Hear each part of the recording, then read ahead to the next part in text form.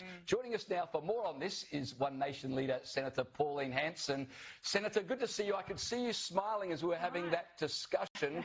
What do you, just quickly before we get into all the other things, do you know what's on your Instagram account? And if pronouns had been added by a staffer to your Instagram, would you know about it?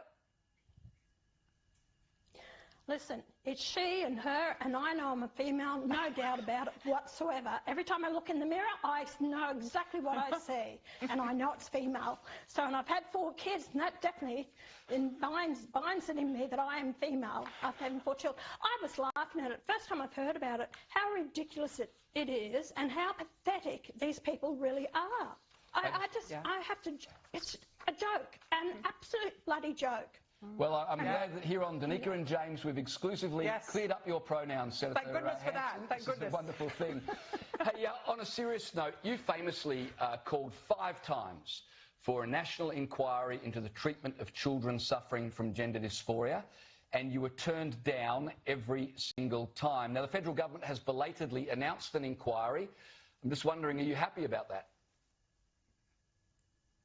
Look, I think we're past it because they want to bring a review down by 2026, 18 months away. We know the reports, the Cass report, we've seen what's happened in Tavistock in England. They've closed that clinic down. We've seen other reports that have happened, what's happening in Finland and Sweden and some other countries. Just shut it down. Do not allow children to have these hormone treatments. Gender dysphoria is a load of rubbish in a lot of ways that kids are being guided to have it done to them because the teachers are saying them, ask them now, can you tick how you feel in your own body as a male or as a female? This is happening in our school system now. Parents have lost control over their children. Governments and these idiotic psychologists or psychiatrists, whoever they want to see, are pushing them down this path because kids get confused going through puberty. Let them go through their puberty. Do not allow them to take this hormone treatment or mastectomies. 15-year-old girls are having mastectomies, double mastectomies. They're having sex changes before they even go through puberty. Wake up, people. We are destroying our children. And it is not right. I agree with Trump. They shouldn't be having it under 19 years age. In Australia, you can't drink, you can't drive, you can't join the military till you're over 18 years of age. They passed at the end of last year that kids under 16 can't go into some social media platforms because we're worried about their health issues or what they're going to see. Really? Give me a break. And they're taking these sex hormones that is actually destroying, mutilating their bodies, and parents have no say, as what happened in Queensland. Kids as young as 12 are giving this treatment. The parents didn't know. It's government. It's a nanny state. Governments are controlling our children, and it is so wrong.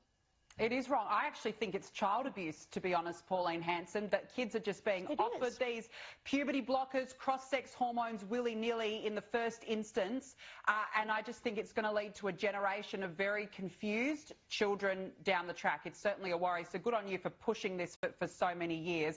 Now, I want to ask you about funding for Welcome to Country ceremonies. They're going to be reviewed if the coalition is elected. It's part of the new US-style, I guess, Doge role for Senator Jacinta Nampijinpa-Price. Here is what the Prime Minister said, though, when asked about it. Have a listen to this. What Australians are concerned about when I travel around the country isn't looking for cultural wars and looking to divide. Well, Senator, I thought that was a strange comment from a Prime Minister who took us to the polls to actually divide us on the colour of our skin. But look, taxpayers are forking out hundreds of thousands of dollars for these ceremonies. Is it time to strip back funding? It certainly is, and this is what I've been calling for a long time. I've called for an audit into the Aboriginal industry, which they refuse to do. They won't even discuss it. They won't talk about it. And they talk about closing the gap. No amount of money has been put into it. Are you going to close the gap? Until we get rid of the division that's happened in Australia.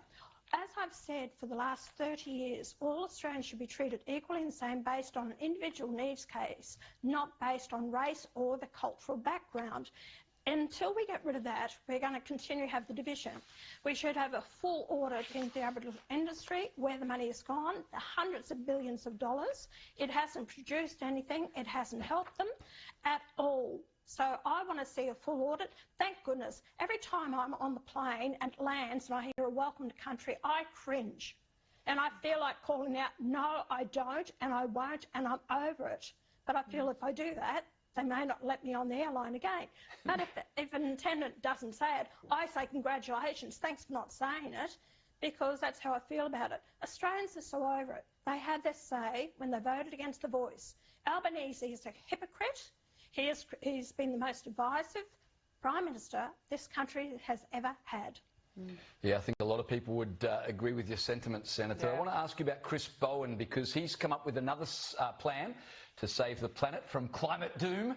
This time he's throwing $5.4 million at homeowners in Illawarra in New South Wales to help them move from gas to electric appliances, because if the people of Illawarra do that, the planet will be saved. Is this a good use of $5.4 million? He's an absolute another loser on Albanese's front bench. I've never seen a more incompetent minister as I have seen Bowen. And he thinks, you know, they promised the $275 a year saving electricity. My bill has gone up, like many other Australians who tell me about their electricity bills that have gone up. So you're getting rid of gas to go to electricity. They can't supply the electricity. They're having trouble with blackouts that's happening in South Australia, Victoria, New South Wales. So they can't supply the electricity. We're getting rid of we are one of the gas resource richest countries in the world, and we're selling our gas to overseas. Japan, who on-sells it to other countries to make a profit out of it, yet we're shutting it down. We're getting low on gas because they haven't actually gone out exploring. The government has shut that down. So we're going to be importing gas very soon because we haven't got the supplies for it.